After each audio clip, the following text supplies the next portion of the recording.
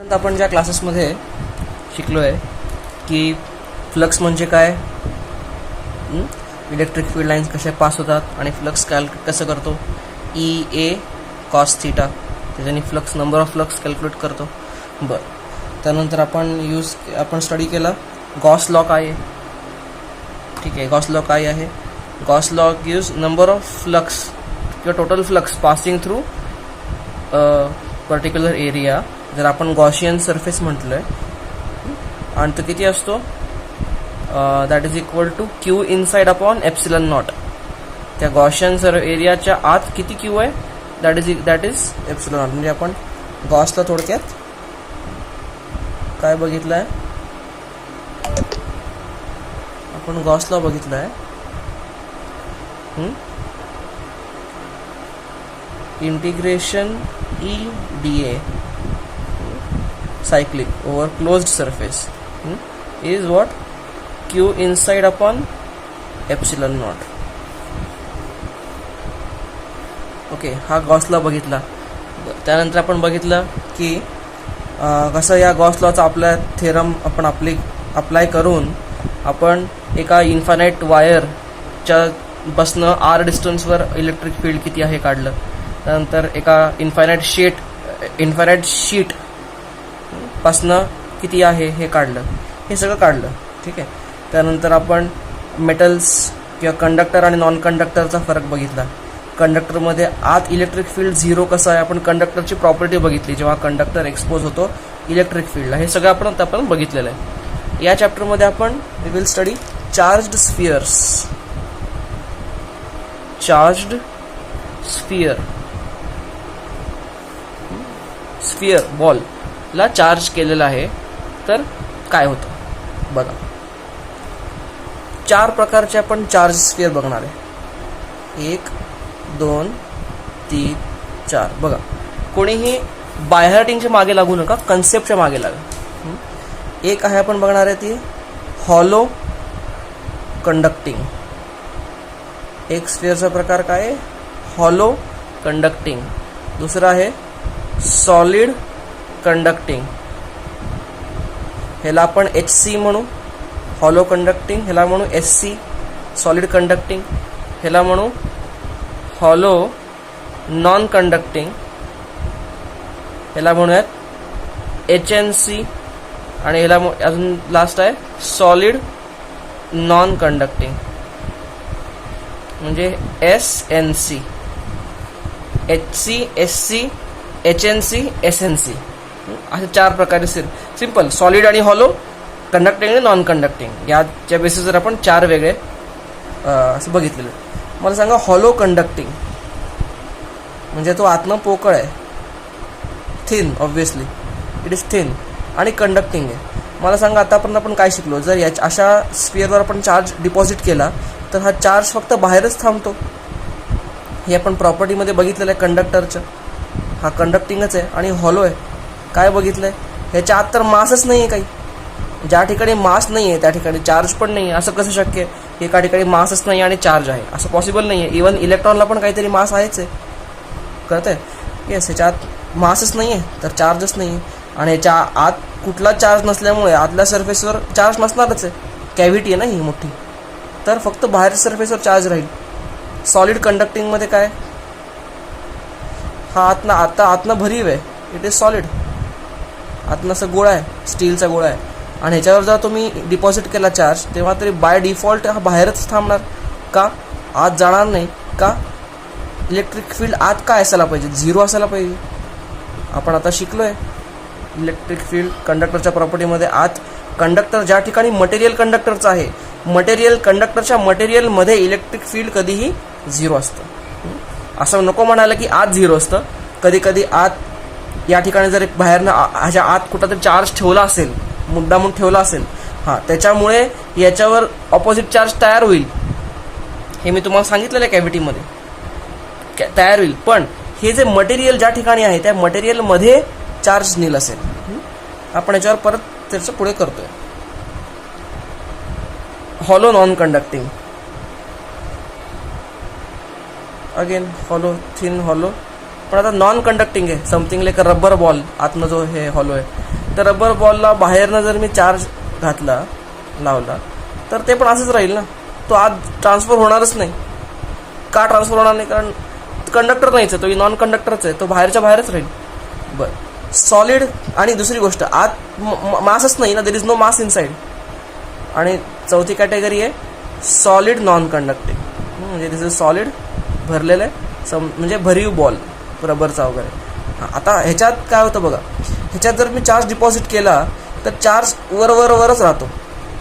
Obviously बाहेरनं charge deposit केला तर काय वरवरच राहील ना, आत जाईल कशाला, कारण हे नॉन कंडक्टिंग आहे. पण आता आत मास आहे तर मला असा चान्स आहे ना की मी आत पण डिपॉझिट करेल. हे कळतंय का? जसं कलिंगडामध्ये बिया असतात, समथिंग लाईक दॅट. म्हणजे मी चार्ज आत डिपॉझिट आत टाकता येईल मला, असा पर्सनली एक चार्ज टाकून असा. आणि हा चार्ज हलणार नाही कुठं, आतल्या ठिकाणी राहील. का?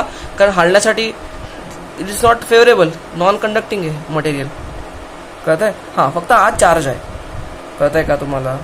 ओके, तुम्हाला या तिन्ही कॅटेगरी कळल्या, चारही कॅटेगरी कळल्या.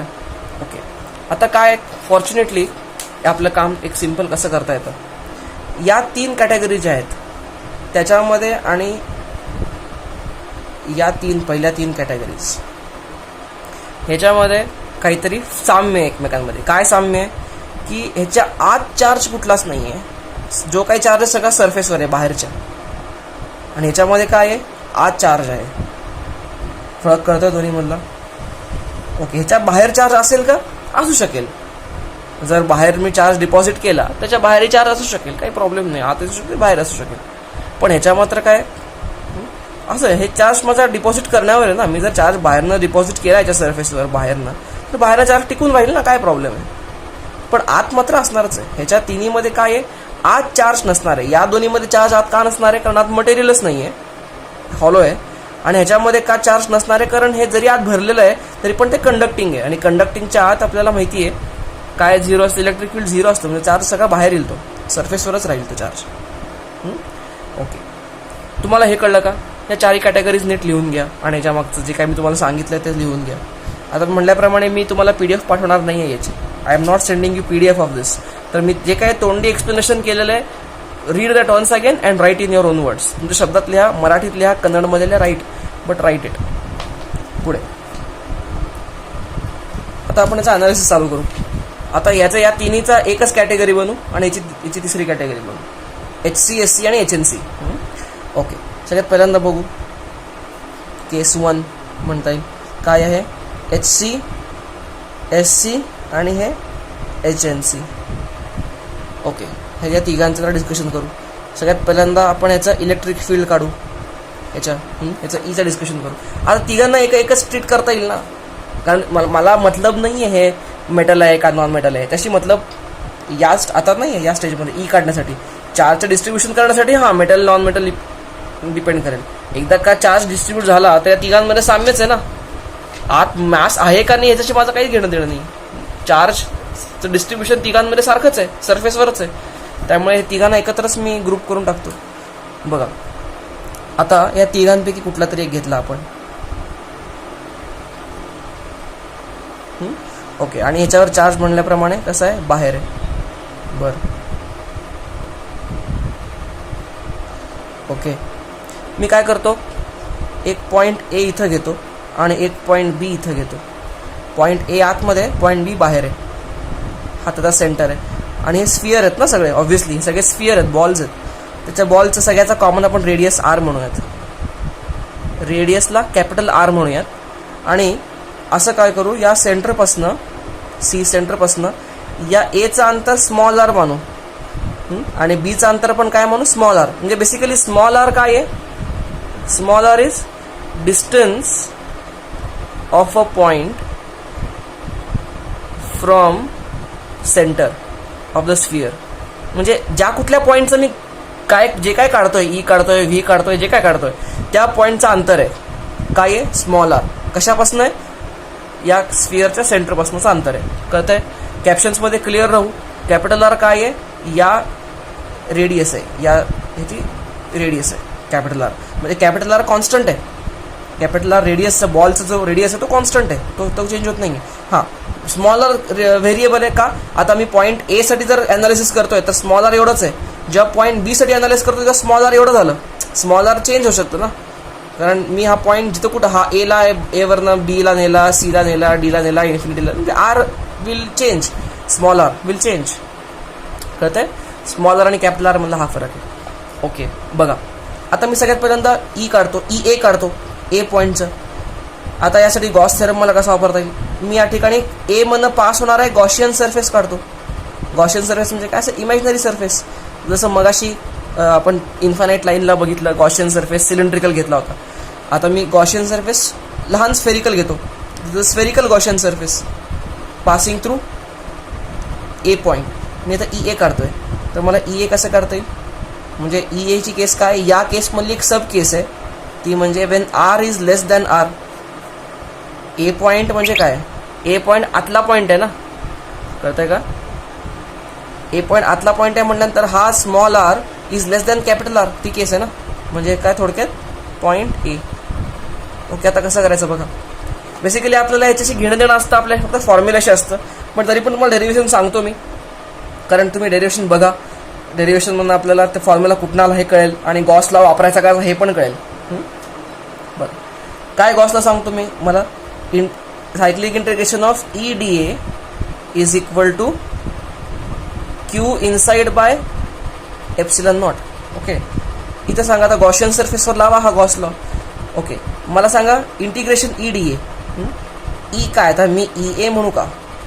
ई ए आणि integration cyclic integration of D A is equal to Q inside. मला सांगा याच्या आत चार्ज किती आहे? याच्या आत चार्ज तरी 0 आहे. कळतंय? या तिन्हीमध्ये आत चार्ज किती आहे? 0 आहे. म्हणजे क्यू इनसाइड इज 0. याचाच अर्थ किती आहे? ई एची व्हॅल्यू किती आली? 0. फार इम्पॉर्टंट कन्क्लुजन आहे. याचा अर्थ H C, S C, H N C मध्ये त्या स्फिअरच्या आत मध्ये काय 0 असतं? इलेक्ट्रिक फील्ड काय आहे? 0 आहे. कळतंय का 0 आहे? कारण क्यू इनसाइड 0 आहे, म्हणून हे सगळं 0 आलं. म्हणजे ई एची व्हॅल्यू 0 आली. हे काहीतरी येईल, हे काहीतरी 4πr² असेल surface area of the sphere, पण त्याची गरजच नाही, कारण हे 0 आल्यामुळे सगळं 0 झालं. ई ए काय आहे? 0. Very important. आता बी साठी बघू. Let us think about B. म्हणजे for R greater than R, म्हणजे कुठला point? B. Okay, point B साठी कसं लावू मी गॉस थेरम? आता मी काय करतो, पॉईंट बी मधनं पास होणार आहे गॉशियन सरफेस काढतो. कॅन इमॅजिन असा एक मोठा स्फिअर काढला, तो पॉईंट बी मधनं पास होतोय. कळतंय का? असं गॉशियन सरफेस स्फिअर काढला, पॉईंट बी मधनं पास होणार.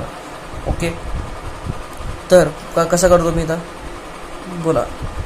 Cyclic integration of D E A is equal to Q inside upon epsilon not.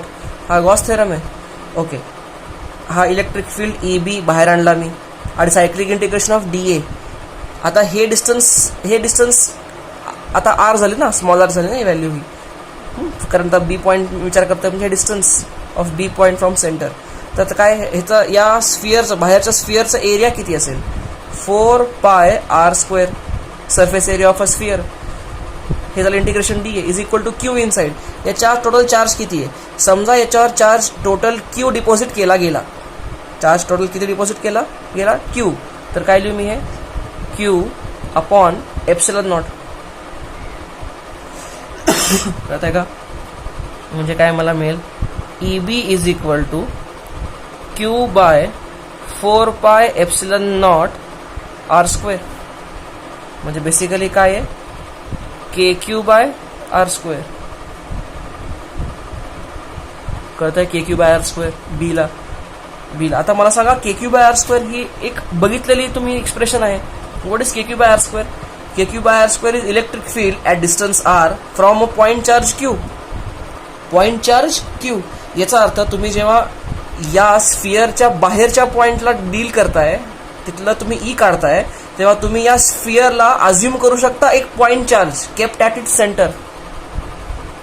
म्हणजे या गोळ्याला, कणकेचा गोळा आहे, हा गोळा एकदम मी सगळ्याकडनं क्रंच केला आणि I turn it into a point आणि ते ठेवून टाकला. या सीच्या ठिकाणी पॉइंट चार्ज क्यू ठेवून टाकला.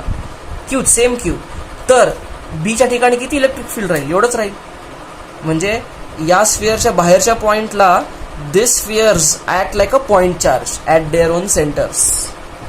हे कळतंय का बघा. ओके, तसं जर असेल तर समजा मी आता अजून एक पॉईंट घेतो, D point on the sphere, on the surface, आतही नाही बाहेरही नाही. म्हणजे मला काय लिहिता येईल तिसरी केसमध्ये, R is equal to capital R. काही नाही, ह्याच्यामध्ये R equal to capital R ठेवून टाका, substitute here. R equal to capital R ठेवा याच्यामध्ये. मला काय आलं, ईडी, सी फॉर सेंटर आहे ना. ईडी काय लिहू मी, K Q by R square. याच्यामध्ये आर इक्वल टू आर ठेवलं, आन्सर. कळलं का? या तिन्हीसाठी हे असं आहे इलेक्ट्रिक फील्ड. हे फार इम्पॉर्टंट आहे. अच्छा, आपण तिघांचं तर इलेक्ट्रिक फील्ड काढलं आत आणि बाहेर. आता पोटेन्शियल काढू आत आणि बाहेर किती आहे. दुसरा, लेट अस फाइंड पोटेन्शियल. बघा, पोटेन्शियल काढण्या अगोदर एक छोटा पॉइंट मी मिस झाला. ह्याचा ग्राफ, हा एक फेमस क्वेश्चन असतो एक्झाममध्ये की ग्राफ काढा. ह्याचा ग्राफ कसा येतो, कशाचा ग्राफ काढतो मी, ई वर्सेस स्मॉल आर चा ग्राफ. म्हणजे स्मॉल आर वाढत गेल्यानंतर ई कसा चेंज होतो. ओके, मला सांगा, स्मॉल आर जेव्हा 0 पासून पुढे जातो, दोन्ही दिसतात स्क्रीनमध्ये बघा. स्मॉल आर 0, जेव्हा स्मॉल आर 0 आहे तेव्हा सेंटरला आहे हा तो पॉईंट. हा पॉईंट जो ऑब्झर्व करतो तो सेंटरला आहे. तर जसं जसं आपण आर वाढत गेलो तेव्हा ए आला, ए पण आतला पॉईंट आहे. वाढत गेलो परत सरफेस आला. म्हणजे जसं आर वाढत जातो, हा कॅपिटल आर, हा स्मॉल आर कॅपिटल आरला येईपर्यंत ईची व्हॅल्यू काय आहे, 0 आहे. म्हणजे कॅपिटल आरला येईपर्यंत ईची व्हॅल्यू काय आहे, ईची व्हॅल्यू 0 आहे. आणि इमिजिएटली त्यानंतर काय होतं, आरची जस्ट व्हॅल्यू जस्ट जेव्हा त्या सरफेसवर येईल तेव्हा त्याची के क्यू बाय आर स्क्वेअर आहे आणि ती मॅक्सिमम व्हॅल्यू आहे. म्हणजे ह्याची व्हॅल्यू किती येते, K Q by R square. This is the maximum value at exactly at R. म्हणजे आर जस्ट बाहेर क्रॉस झाला, कॅपिटल आर जस्ट क्रॉस केला. ह्याला स्टेप फंक्शन म्हणतात गणितामध्ये, आपण त्यात काही जात नाही आहे. आणि आर पुढे वाढत गेलं तर K Q by R square अशी येते. आणि हा K Q by R square काय आहे, K Q by R square is a curve, quadratic curve. त्यामुळे क्वाड्रेटिक कर्व मी कशी ड्रॉ करतो, ती कर्व अशी येते. आर थोडं लांब काढतो. ओके, दिस विल टच, हा कर्व कुठला आहे, हा this is K Q by R square. Small R आणि कॅपिटल आर मध्ये कन्फ्युजन अजिबात नको आहे. स्मॉल आर काय आहे, हे जनरल डिस्टन्स आहे स्मॉल आर. कॅपिटल आर काय आहे, रेडियस आहे. ठीक आहे ना. ओके, आणि मग हे E0 कुठं होईल, E0 कुठं होईल, एक तर याच्या आतमध्ये आणि याच्यामध्ये. ओके, पुढे. ओके, डिस्कशन पुढे नेऊयात आपण. आता या ए आणि बी दोन्ही पॉईंट्ससाठी आपण व्ही काढूयात. Let us find V. Diagram दिसतीये फ्रेममध्ये, दोन्ही दिसतंय, ही पण दिसते आणि हे पण दिसतंय ना. ओके, दोन्हीकडे बघा. Okay, now let us see how to find potential at all this ABC points, ABD points. Okay, तुम्हाला एकाच फ्रेममध्ये हे पण दिसतंय आणि ही डायग्राम पण दिसते ना. Okay, now let us look at both. काय करतो मी, मला let us first see A. Before that मला पोटेन्शियल, अर्थात ई मी सगळ्याचं ई काढलेलं आहे ऑलरेडी. मला पोटेन्शियल आणि ईचं रिलेशन मला माहिती आहे ना. काय आहे, V is equal to integration, no why cyclic, E is equal to V is equal to minus E D X. किंवा ईचं अजून रिलेशन काय आहे, E is equal to minus D V by D X. Okay, मला एक सांगा, for point A जो आतल्या बाजूला आहे सरफेसच्या आत, तिथं ईची व्हॅल्यू 0 आहे. For a I can say, for a जे पहिला व्ही ए काढतो मी. फॉर ए ई ए 0 आहे ना. जेव्हा ई ए 0 असतो तेव्हा व्ही काय पाहिजे, कॉन्स्टंट. कारण कशाचा डिफरन्शिएशन 0 असतं, कॉन्स्टंटचं. V is constant. So I can say V A is constant. Very important conclusion. V A constant का, ह्याचा अर्थ काय, जिथं जिथं ई झिरो आहे त्या ठिकाणी पोटेन्शियल कॉन्स्टंट राहणार आहे. याचा अर्थ, आणि कुठं कुठं झिरो आहे, या पूर्णपणे आतल्या बाजूला, याच्या आतल्या बाजूला सगळीकडे ई झिरो आहे. त्यामुळे या ए पॉइंटला, बी पॉइंटला, सी म्हणजे इथं जर x Y Z S T U V असे काही पॉईंट्स घेतले याच्यात, या सगळ्या आत पॉईंट्सला व्ही काय आहे, सगळ्यांचा व्ही सेमच असतो, काही व्ही मध्ये चेंज नाही. कळतंय? कारण लक्षात घ्या, व्ही मध्ये चेंज आला की ई पण असला पाहिजे. तर ई झिरो आहे त्यामुळे व्ही कॉन्स्टंट आहे. कळतंय? आता कॉन्स्टंट आहे मान्य आहे, पण कॉन्स्टंटची व्हॅल्यू किती आहे बघू. ते काढण्यासाठी आपण काय करू, let us first see point B. For B point मला सांगा, बी पॉईंटसाठी आपण आता हा पॉईंट चार्जच कन्सिडर केलाय ना मगाच्या डिस्क्रिप्शनमध्ये. स्फिअरला पॉईंट चार्ज कन्सिडर केलाय. पॉईंट चार्ज जर कन्सिडर केलाय, पॉईंट चार्ज पासून आर अंतरावर बी पॉईंटवर किती पोटेन्शियल असणार आहे, म्हणजे I can say directly V B is equal to K Q by R. Simple, point चार्जवाला पोटेन्शियल. ओके, ही जी इथं व्ही बीची व्हॅल्यू आहे, मला सांगा डी पॉईंट जो या सरफेसच्या वरती आहे ते काय करता येईल मला. फॉर डी पॉईंट काय करता येईल, याच्यामध्ये R is greater than capital R ना, आणि ए काय असतं, R is small lesser than capital R, आणि डी साठी काय आहे, R is equal to R. उलट झालं, हा होतं small R equal to capital R. Anyway मला तर काय लिहिता येईल, म्हणजे व्ही डी इक्वल टू, तुम्ही या ठिकाणी कॅपिटल आर सबस्टिट्यूट करा, म्हणजे किती, K Q by R. What is this, K Q by R काय आहे, potential on surface. This is potential out of the surface. कळतंय? आणि मला सांगा पोटेन्शियल ऑन सरफेस, पण मला माहिती आहे जितकं पोटेन्शियल ऑन सरफेस असणार आहे तितकंच पोटेन्शियल आत असणार आहे, कारण पोटेन्शियल आत कॉन्स्टंट असणार आहे. तुम्हाला कळतंय का? म्हणजे I can say V A equal to V D लिहिता येईल का मला, कारण कॉन्स्टंट आहे आतमध्ये. You understand that? आणि त्यामुळे व्ही ए ची व्हॅल्यू पण किती येते, this is same as V A. कळतंय? हे लिहून घ्या. आता याचा जर मला ग्राफ काढायचा झाला, हे ग्राफ फार इम्पॉर्टंट आहेत एक्झाममध्ये. ग्राफ तुम्हाला आहे तसे एक्झाममध्ये विचारले जातात. Choose a correct graph. V versus small R हा ग्राफ कसा आहे बघा. आर झिरो पासनं केला तर जेव्हा आर ची व्हॅल्यू झिरो आहे, तेव्हा व्ही ची व्हॅल्यू झिरो नाही आहे इथपर्यंत. आर ची व्हॅल्यू, स्मॉल आर ची व्हॅल्यू कॅपिटल आर होईपर्यंत व्ही ची व्हॅल्यू किती आहे, सेम आहे. आणि ती किती आहे, same value K Q by R आहे. म्हणजे ही व्हॅल्यू कॉन्स्टंट राहते. कुठपर्यंत कॉन्स्टंट राहते, जोपर्यंत small R equal to capital R होत नाही तोपर्यंत. आणि व्हॅल्यू किती आहे, K Q by R, capital R. आणि तिथनं पुढे काय होतं, तिथनं पुढे स्फिअरच्या बाहेर अशी स्मॉल आर, आणि ते स्मॉल आर जसं वाढत जातो तसं हे कमी होणार ना. हा parabolic path wheel, parabolic curve wheel. Okay, म्हणजे हा कर्व कुठला आहे, के क्यू बाय आर. हा स्मॉल आर आहे. अगेन लक्ष मी तुम्हाला वेधवतोय, हा स्मॉल आर आहे, कॅपिटल आर आहे. फरक आहे, कॅपिटल आर इज कॉन्स्टंट आहे, रेडियस आहे, आणि small R is any general distance of the point.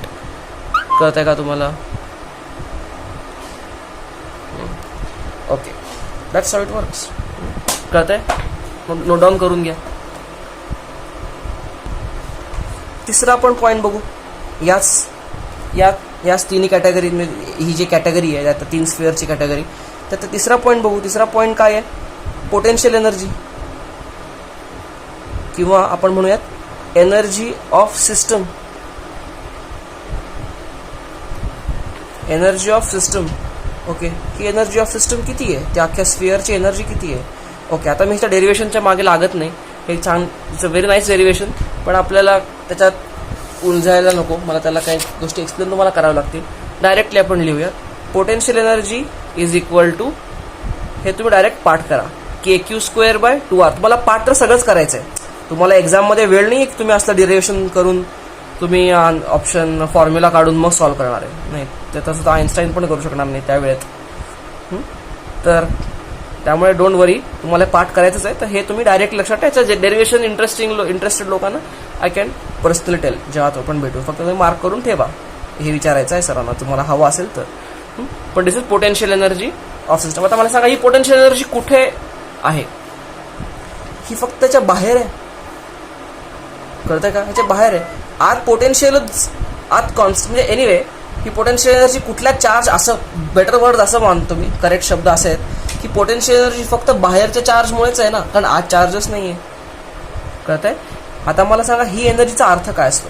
He energy म्हणजे मला असा एक बॉल आहे, स्फिअर आहे, या स्फिअरवर मला क्यू चार्ज टाकायला कुठनं टाकायला, या क्यू चार्जला मी इन्फिनिटीवरनं हळूहळू इथं आणलं, या सरफेसवर आणलं.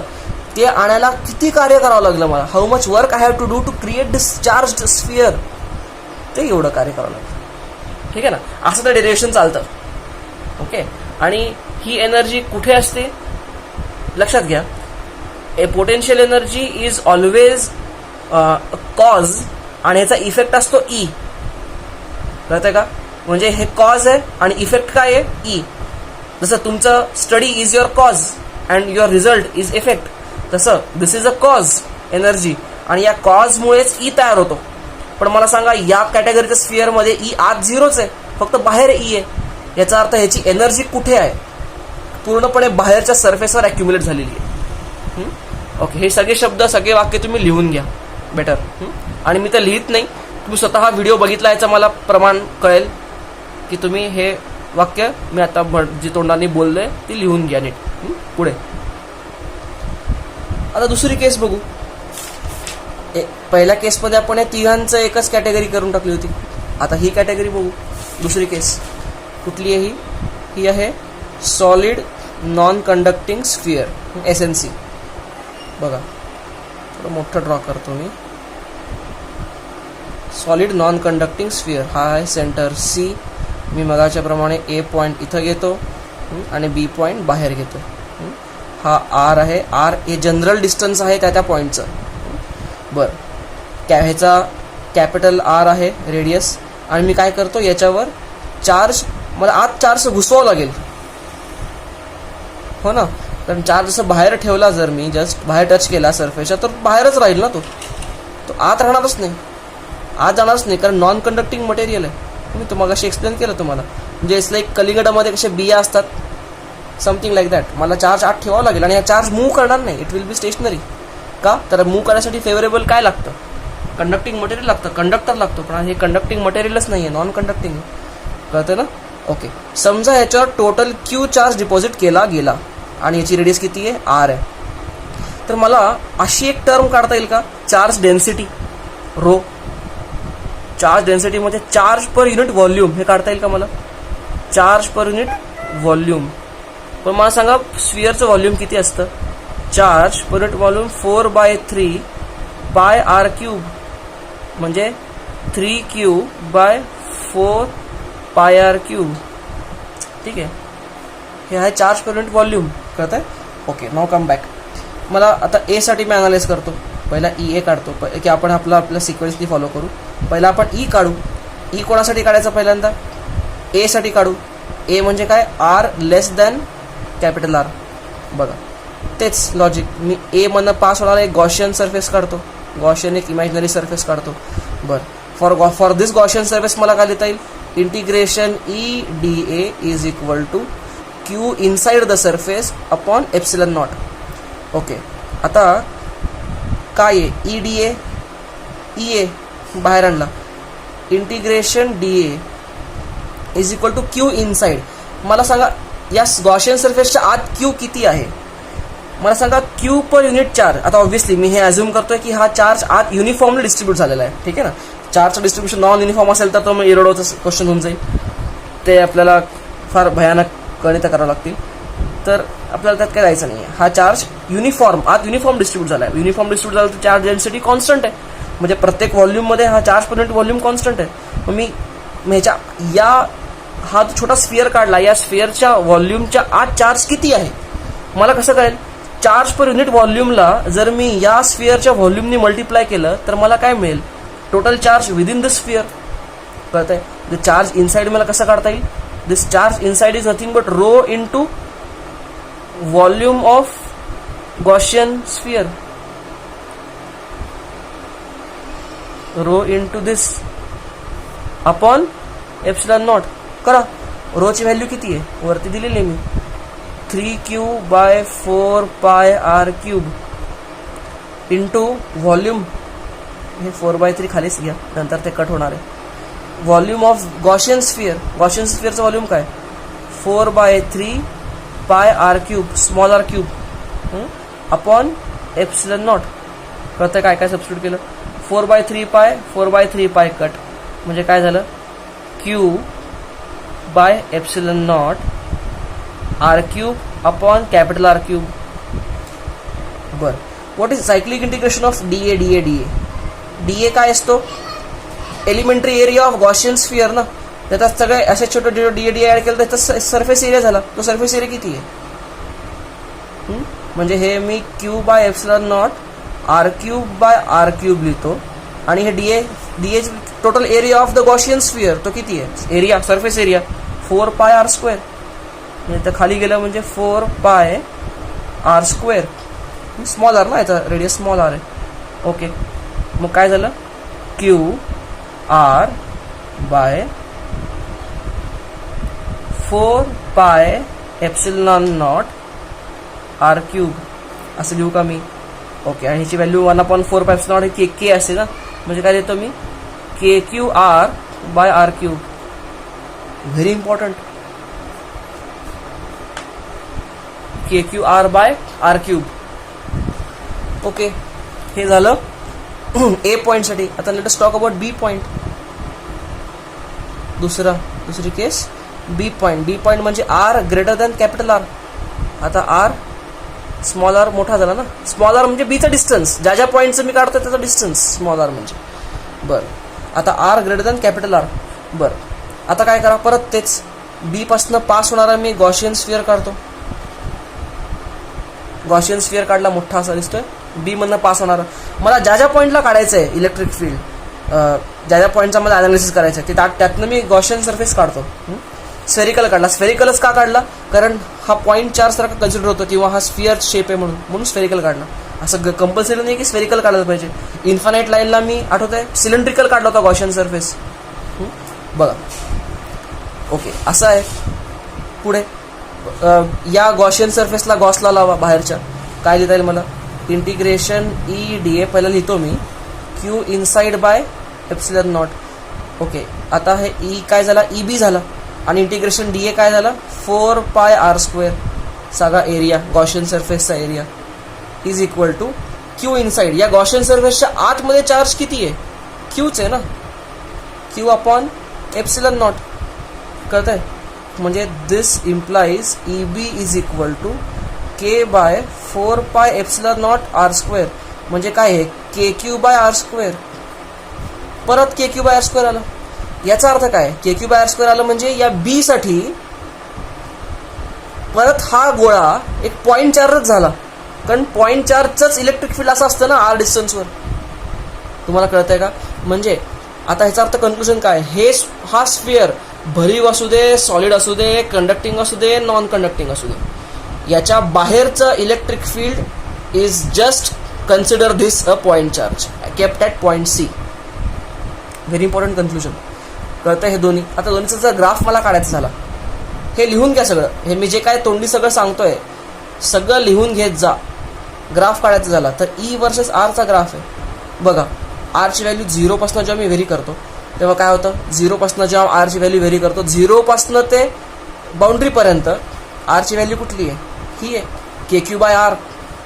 आणि आता अजून एक पॉईंट राहिला अजून एक तो तिसरा म्हणजे काय हा झाला ए पॉईंट बी पॉईंट. आता सी पॉईंट समजा या स्फिअरवर आहे.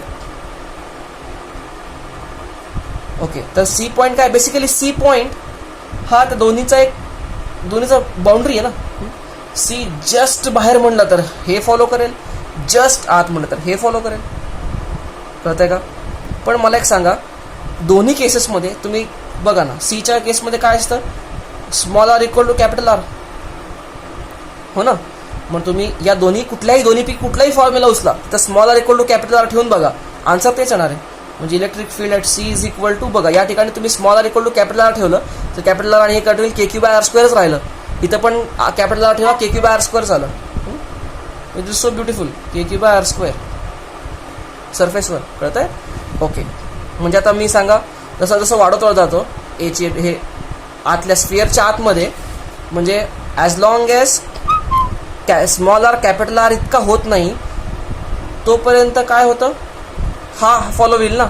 हे कसं इक्वेशन आहे, याच्यात के कॉन्स्टंट आहे, क्यू कॉन्स्टंट आहे, आर क्यूब कॉन्स्टंट आहे आणि आर व्हेरिएबल आहे. म्हणजे हे लाईनचं इक्वेशन झालं, हे अख्खं कॉन्स्टंट आहे. ई आणि आर मध्ये लाईनचं इक्वेशन आहे, लिनियर इक्वेशन आहे, हे लिनियरली व्हेरी होत जाणार आहे. कळतंय का. आणि ही हायेस्ट व्हॅल्यू कशाची असणार आहे, this is going to be of at R equal to R capital R. हे असणार आहे किती, K Q by R square. आणि हे कशाचं इक्वेशन आहे, this is K Q R by R cube. या इक्वेशनचं लाईनचं इक्वेशन हे आहे. ओके. आणि पुढे काय होतं, इथनं पुढे असं होतं. आता क्वाड्रेटिक कर्व आहे हा, कळत आहे. हे काय आहे, K Q by R square, small R square. कळत आहे का. Very important. इलेक्ट्रिक फील्डची ही आहे. हे सगळं नोट डाऊन करून घ्या, note this down completely. Okay. पुढचं डिस्कशन काय आहे, जसं आपण ई काढला तसं मला आता काय काढता येईल, व्ही काढता येईल या तिन्ही पॉईंट्सना. ओके. व्ही साठी व्ही बी सगळ्यात सोपं आहे काढणं, कारण बी पॉईंटसाठी हा पॉईंटचा ॲव्हरेज कन्सिडर झाला. म्हणजे व्ही बी काय झाला, के क्यू बाय आर. एकदम सिम्पल आहे. व्ही बी तरी सगळ्यात सोपं आहे, त्यात काहीच वाद नाही आहे. बरं, व्हॉट अबाउट व्ही ए. एक व्ही एसाठी डेरिव्हेशन आहे, तर डेरिव्हेशन मी इथनं स्किप करतो, दाखवत नाही. काही नाही, डेरिव्हेशन कसं आहे, बरं ठीक आहे दाखवतोच. चला त्यांना बघा काय करता येईल फॉर व्ही ए पॉईंटसाठी काय करता येईल. आपल्याला माहिती आहे D V is equal to minus integration E D R.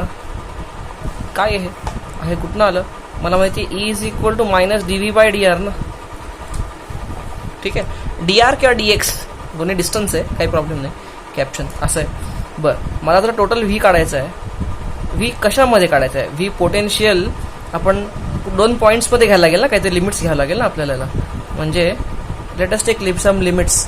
Say V C घेऊयात आणि व्ही वेल हा ह्याला डी पॉईंट म्हणून आपण ना, आपण डीच म्हणलंय का सी म्हणलंय, सीला सेंटरला सी म्हणलं होतं मी, तर ह्याला आपण डीच म्हणतो. सेंटरसाठी सी राहू देत. डी पॉईंट सरफेसवरचा पॉईंट आहे ना. अच्छा ठीक आहे. तर मला 2 पॉईंट्स घ्यावं लागतील. आता मला सांगा व्ही बी असेल तर मला व्ही डी काढता येईल का. व्ही डीसाठी काय असतं, स्मॉल आर. यात हे काय आहे, R greater than capital R. इथं काय आर इक्वल टू आर होईल ना पॉईंट ऑन सरफेससाठी. मग ते काय होईल, के क्यू बाय आरच होईल ना. कळतंय ना, जे सरफेस वरच्या पॉईंटला असंच होईल. बरं, आता मला नोनपासून अननोन काढता येईल, म्हणून मी काय करतो, बरं एका समजा हा डी पॉईंट आहे आणि ए पॉईंट आहे, त्याला काढायचं आहे. तर काय येईल, मायनस हे पण डी टू ए आणि आता ह्याच्या ठिकाणी डी व्हीच्या ठिकाणी मी हे सबस्टिट्यूट करतो, ई डी आर.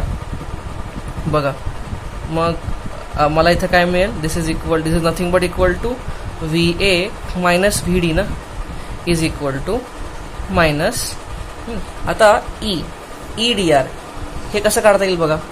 हां, आता हे जे डी आहे ना, या डीच्या ठिकाणी आरची व्हॅल्यू किती आहे, म्हणजे R will take value from D to A ना. मग डी पॉईंटला आरची व्हॅल्यू आहे कॅपिटल आर आणि एच्या ठिकाणी आरची व्हॅल्यू आहे small R. That is be more clearer. बरं, मला एच्या ठिकाणी मला सबस्टिट्यूट करायचं आहे. मला सांगा एच्या ठिकाणी ई ए किती आहे. हा ई ए असेल ना. ई एची व्हॅल्यू किती आहे, मला माहिती आहे ई एची value K Q R upon R cube असणार. मग अशी डिराईव्ह केली ई एची व्हॅल्यू.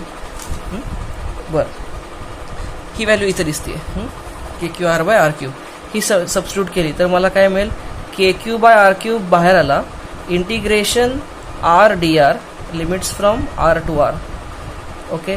व्ही ए मायनस, मला व्ही ए तरी काढायचं आहे पण मला व्ही डी माहिती आहे. व्ही डी काय आहे, K Q by R, he value टाकली तर व्ही डीच्या ठिकाणी इज इक्वल टू. आता हे मायनस साईन आत घेतो मी आणि ह्याचे लिमिट्स पलटी करतो, K Q by R cube आणि हे R square by R D आरचं इंटिग्रेशन काय, आर स्क्वेअर बाय 2. म्हणजे हे आर स्क्वेअर बाय 2 लिमिट्स पलटी मारलेले लिमिट्स असे आले. लिमिट सबस्टिट्यूट केलं मी, K cube by R cube 2r³ limit substitute केले तर काय मिळेल मला, दिस will be r² minus r². कळत आहे का? बघा ही व्हॅल्यू पलीकडे न्या, म्हणजे मला VA ची व्हॅल्यू काय आली, KQ बाय R कॉमन जर मी काढलं, हे इथं घेतलं ना आणि KQ बाय R कॉमन काढलं तर काय होईल, हे येईल r² bye 2r² minus r² bye 2r² plus 1 असं होईल का हे. बरं हे कुठनं आलं, काही नाही, हे 2 स्टेप, एक मधली स्टेप कट केली, हे इथं घ्या आणि KQ बाय R कॉमन काढा, बाकी सगळं आत जाईल. तर मग काय होईल, हे KQ बाय R असंच राहील. हे काय झालं, r² कट झालं, हाफ प्लस 1 काय झालं, हाफ प्लस 1 इज 3/2 म्हणजे 3/2 मायनस r² बाय 2r².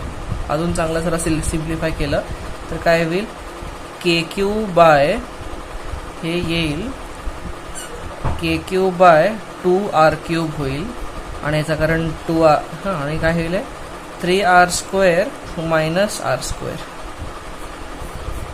असं यायला पाहिजे गणित. बघा हे आन्सर आहे VA. परत लिहितो चांगलं मी, VA काय आला, KQ by 2r³ into bracket 3r² minus r². Gonna be VA. हे थोडंसं लक्षात ठेवायला थोडं कॉम्प्लिकेटेड आहे, बाकी अदरवाईज बाकी सगळे इक्वेशन आतापर्यंत सिम्पल होते. कळत आहे? आता मला सांगा VA तर VC किती असेल सेंटरला.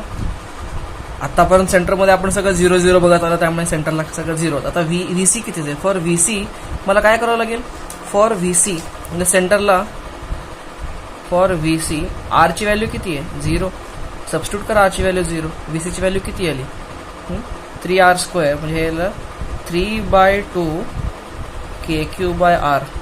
काय नाही तर R ची व्हॅल्यू स्मॉल R ची व्हॅल्यू 0 सबस्टिट्यूट करून बघा, VC ची व्हॅल्यू अशी येईल.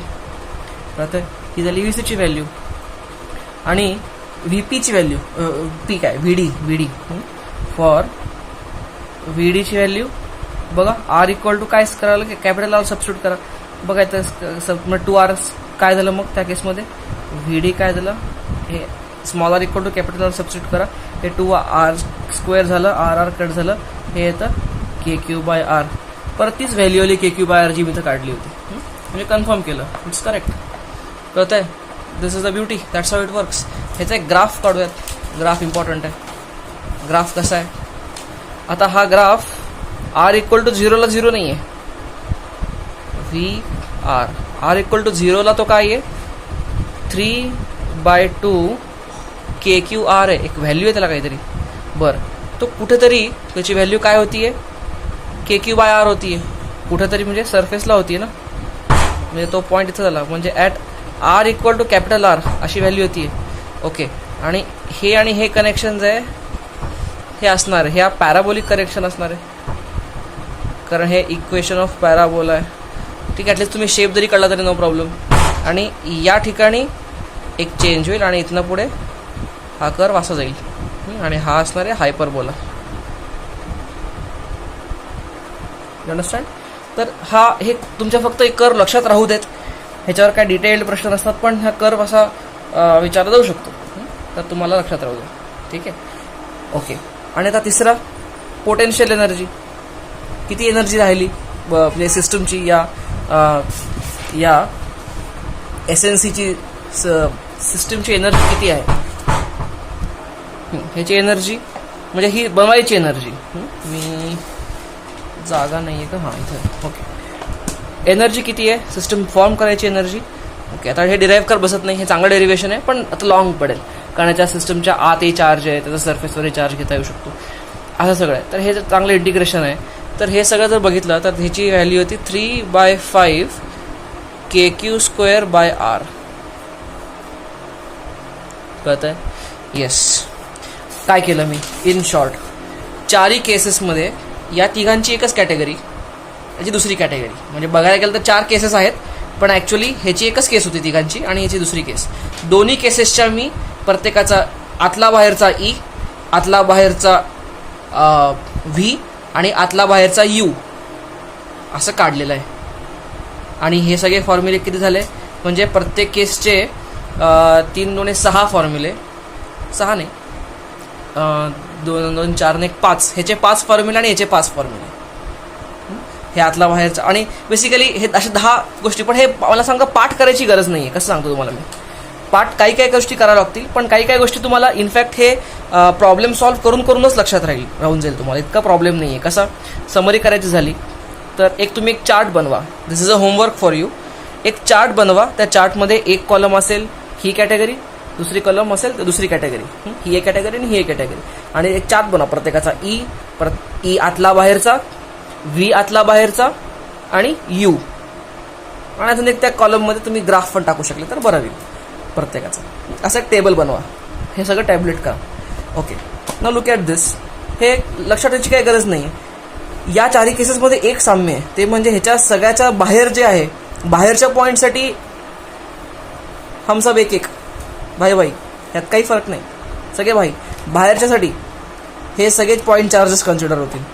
ह्याच्या आतल्यासाठी मग त्यात फरक जो काही आहे तो आहे. ह्याच्या आतल्यासाठी तर सगळं ई झिरोच असणार आहे. ई झिरो म्हणजे व्ही कॉन्स्टंट असणार आहे. ह्याच्यामध्ये ई नॉन झिरो आहे आत, म्हणजे व्ही पण नॉन झिरो आहे. हा फरक आहे. तर हे सगळे टॅबलेट करा. टेबल केले की तुम्हालाच पटापट समजायला लागेल या व्हॅल्यूज कशा येतात आणि ह्याच्याप्रमाणे तुम्ही सॉल्व्ह करा.